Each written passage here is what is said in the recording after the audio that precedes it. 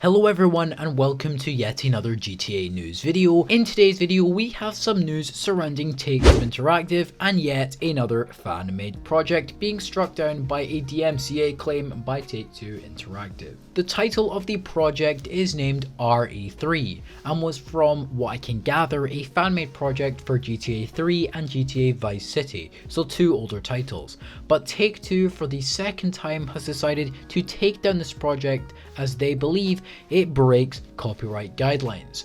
Now, the first takedown happened back in September, but the creators of RE3 thought they had a solid case to make against the multi-billion-dollar company and filed a counter notification even after head developer, going by the name AAP, stated, "We're worried a counterclaim may spark a lawsuit."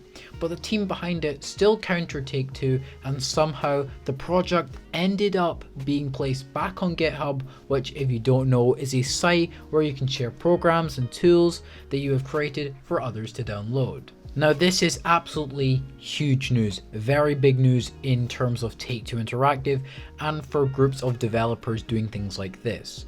Not just that, this small group of fans, I would say I'm going to class them as fans, is trying to put up a huge fight up against Take2 Interactive and all their rubbish, such as their abuse of power over small creators and just generally pissing on the huge group of people who make the games so fun by adding these mod packs, revitalizing the games and stuff like that. And it doesn't even end there. They seem to be doing pretty well in this lawsuit, or just suit, not lawsuit, just a suit.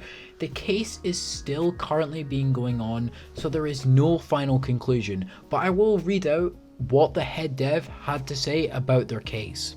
"We figured we have a good case for fair use on the grounds that we are improving and fixing the game as well as bringing it to new platforms," AAP said. "This was the reason for quite a few people to purchase the game from Take2 to play it on their favourite platforms. So in fact, we're only making them money and we figured it would be unwise of them to actually go after us. So we went the normal route.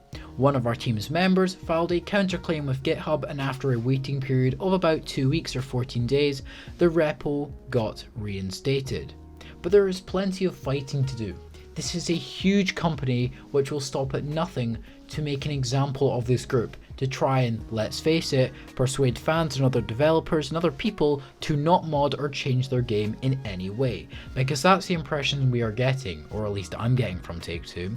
But we will just have to wait and see how this all unfolds, as there is a long battle ahead, like I've just said, and I will keep you all up to date on how this goes. I'm obviously going to be backing the RE3 team, as I feel for the last while Take2 has been abusing their power in lawsuits and in legal matters, which I think is very unfair. I've had personal experience with this. I'll talk about that in another video because I really want to talk about it.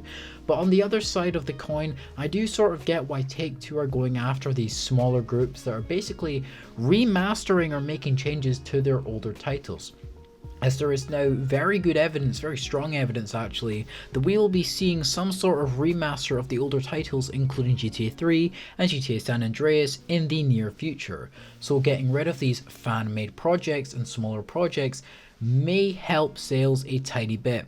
I don't really get where they're coming from, but you know, I'm just trying to look from their point of view. But it's definitely, in my opinion anyway, not worth the community outrage for a few extra sales. Well, it seems to be worth it in Take2's eyes, but whatever. But what are your views on this?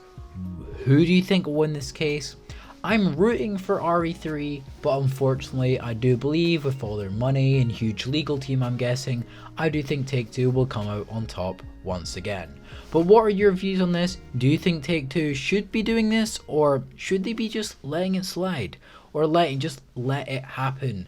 Leave all that down below, as I would love to have discussions down in the comments. And like always guys, take care everyone, subscribe, and have a great day.